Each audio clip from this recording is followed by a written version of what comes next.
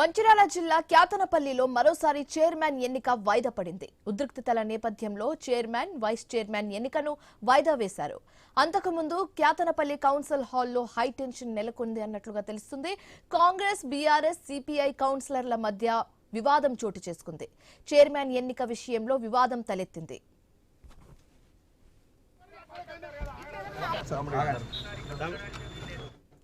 అంతకుముందు ఎమ్మెల్యే కోవాలక్ష్మి బాల్కసుమన్ ను పోలీసులు అడ్డుకున్నారు. బీఆర్ఎస్, కాంగ్రెస్ కార్యకర్తల మధ్య తోపులాట జరిగింది. మంత్రి వివేక్ క్యాన్వాయ్పై ఆందోళనకారులు రాళ్లతో దాడి చేశారు. దీంతో ఆందోళనకారులపై పోలీసులు లాఠీ చార్జ్ చేయాల్సి వచ్చింది. పోలీసులపైన ఆందోళనకారులు రాళ్ల దాడి చేశారు. పోలీసులు, బీఆర్ఎస్ శ్రేణుల మధ్య వాగ్వాదం జరిగినట్లుగా తెలుస్తోంది.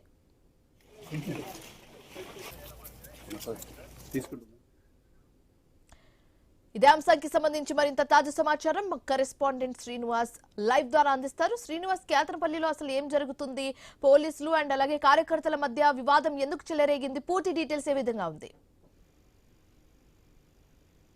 Kyathanpalli municipality chairman, vice chairman ఎన్నిక అయితే వాయిదా పడింది. అయితే ఈ క్యాతనపల్లి మున్సిపాలిటీకి సంబంధించి మొదట కౌన్సిలర్ల ప్రమాణ స్వీకారాలు అయితే చేయించారు. క్యాతనపల్లి మున్సిపాలిటీకి సంబంధించి మొత్తం 22 వార్డులు అయితే ఉండగా ఇటు 10 స్థానాల్లో బీఆర్ఎస్ పార్టీ, 4 స్థానాల్లో సిపిఐ, 7 స్థానాల్లో కాంగ్రెస్ పార్టీ, 1 స్థానంలో ఇటు ఇండిపెండెంట్ అభ్యర్థి అయితే గెలుపొందారు. అయితే ఇటు ఇండిపెండెంట్ అభ్యర్థి కాంగ్రెస్ పార్టీకి మద్దతు ఇవ్వడంతో అయితే ఇటు కాంగ్రెస్ సంఖ్యాబలం అయితే 8కి అయితే చెందింది. అయితే ఉదయం వేళ ఇటు మంత్రి, ఎంపీ వంశీ తమ అభ్యర్థులతో కలిసి మున్సిపల్ కార్యాలయానికి అయితే వచ్చారు. అనంతరం బీఆర్ఎస్ పార్టీ, సిపిఐ నేతలు కూడా కౌన్సిల్ మున్సిపల్ కార్యాలయంలోకి అయితే వచ్చిన పరిస్థితులు అయితే ఉన్నాయి. మొదట 22 మంది కౌన్సిలర్లకు సంబంధించి ప్రమాణ స్వీకారం జరిగిన తర్వాత ఇటు చైర్మన్, వైస్ చైర్మన్ ఎన్నిక సమయంలో కాంగ్రెస్ పార్టీ, సిపిఐ నేతల మధ్య గొడవ జరగడంతో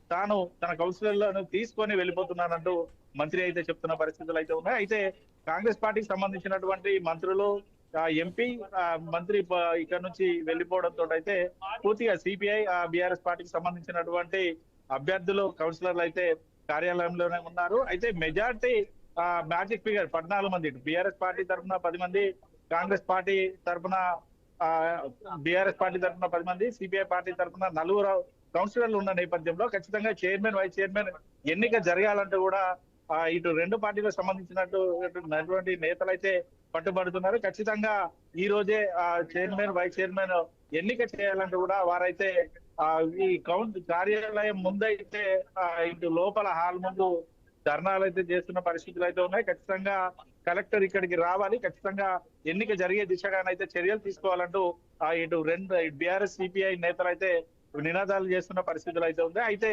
కౌన్సిల్ కు సంబంధించి 1/3 మెజారిటీ లేకపోవడం, ఇటు కాంగ్రెస్ కు సంబంధించినటువంటి కౌన్సిలర్లు లేకపోవడంతో ఎన్నిక వాయిదా వేసినట్టుగానైతే అధికారులు అయితే చెప్తున్న పరిస్థితులు అయితే ప్రస్తుతానికైతే కొనసాగుతుంది. మరి ఈ ఎన్నికను అంటే ఇటు బీఆర్ఎస్, సిపిఐ నేతలు కోరినట్టుగా ఖచ్చితంగా ఎన్నిక ఈ రోజే జరుగుతుందా, లేకపోతే పూర్తిగా వాయిదా వేస్తారనేది మరికొద్ది సేపటి తర్వాతనైతే తెలిసే అవకాశం ఉంది. ఇప్పటికైతే క్యాతనపల్లి మున్సిపాలిటీలో అయితే హైటెన్షన్ వాతావరణం అయితే కొనసాగుతుంది. Thanks for the update Srinivas.